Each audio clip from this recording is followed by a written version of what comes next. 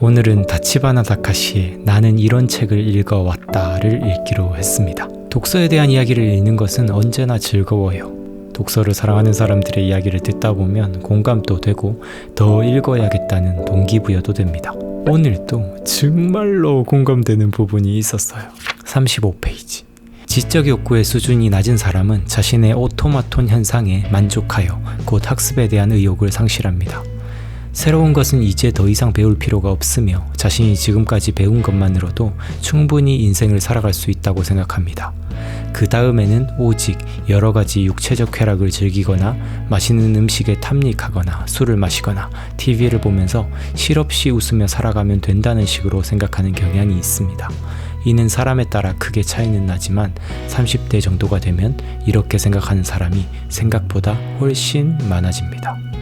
이 부분을 읽으면서 정말 경각심을 느꼈어요. 여기서 오토마톤이라고 하는 용어도 저자가 설명해 주는데요. 정보 처리의 세계에서 사용되는 용어인데 어떤 내용이 입력되었을 때 자동적으로 특정한 출력이 이루어지는 구조를 나타낸다고 합니다. 자동 판매기를 생각하면 좋을 것 같아요. 저도 이제 30대 중반이 되고 나니까 조금 마음이 나태해지더라고요. 20대 때 가지고 있던 도끼, 끈기, 열정이 온데간데 없이 어떤 일을 해도 적당히라는 생각을 가지게 되더라고요. 특히 20대 때는 딱 건강한 체형을 유지했었는데 진짜 30대가 넘어가니까 저도 모르게 이런 체형에 대한 경각심도 가지지 않고 먹부심을 부리다가 이렇게 지금은 과체중 상태가 디폴트가 되어버렸습니다. 그리고 이런 30대라는 이런 연령도 저만의 핑계가 되더라고요. 그래서 30대니까 이제는 너무 앞만 보고 가지 말고 드라마도 보고 게임도 하자라는 생각까지도 하게 되더라고요. 아니, 앞만 보지 말고 주위를 둘러보자가 돼야지 어디서 주워들은 말을 합리화의 도구로 삼고 있었습니다. 36페이지. 오토마톤화된 자신에게 만족하고 있는 사람의 기억과 의식의 내면은 텅 빈 채 단지 그날그날의 행위만이 흘러가고 있을 뿐입니다. 진짜 저의 뼈를 때리는 그런 문장이었어요. 저는 여기서 인간과 짐승의 차이에 대해서 생각해봤습니다. 새로운 것을 계속 배울 수 있느냐의 차이가 저는 인간과 짐승의 아주 큰 차이라고 생각을 하는데요. 물론 짐승들도 무언가를 익힐 수 있는 능력이 있지만 인간은 정말 차원이 다른 뇌의 가소성을 가지고 있잖아요. 근데 이 인간이 뇌의 가소성을 더 이상 사용하지 않고 이미 배운 것들에 안주해 버린다면 어떻게 될까요? 책에서 표현한 대로 의식의 내면은 텅 비어버린 채로 그냥 습관화된 행동만 반복하는 그런 일상을 살아버리게 되지 않을까 생각을 합니다. 책에서는요, 반대 성향의 사람들도 이야기해줍니다. 지적 욕구의 수준이 높은 사람은 어떤 것이 오토마톤화 되고 나면 자신의 의식을 새로운 곳으로 이끌어 다음에는 이것을, 그 다음에는 저것을 학습하려고 찾아 나섭니다. 이 부분을 읽으면서 저도 이런 지적 욕구의 수준이 높은 사람으로 살아가야겠다라는 생각을 했어요. 어떤 지식을 내면화해서 그게 자연스러운 상태가 되면 거기에 안주하지 않고 또 새로운 지식을 찾아 떠나는 부지런함을 갖추고 있는 상태가 되어야겠다 싶었어요. 물론 이런 지속적인 공부가 쉬워지려면 새로운 삶을 향한 지적 욕구가 있어야 할 것 같습니다. 37페이지.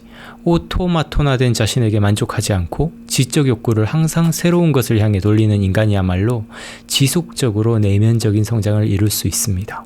진정한 의미에서 이런 삶의 방식이야말로 인간으로서 보다 잘 사는 방법이라고 생각합니다. 인간으로서 보다 잘 사는 방법.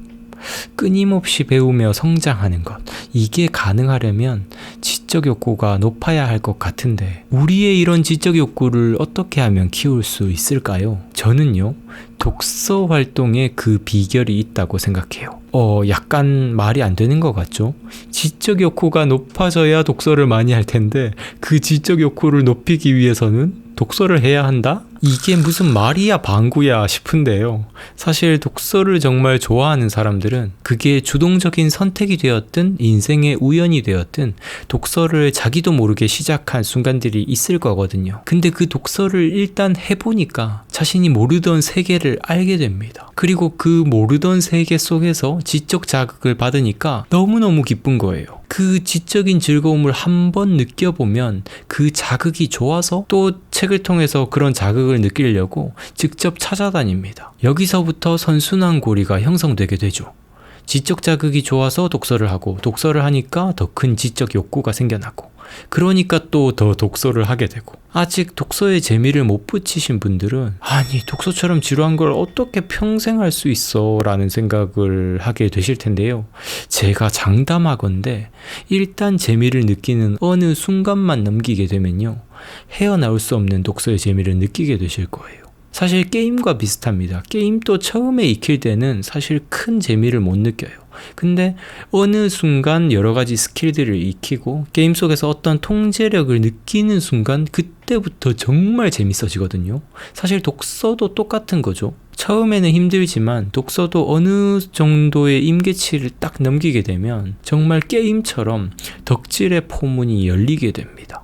정리하자면요, 독서력을 높이는 것은 역시 독서 그 자체라는 사실입니다.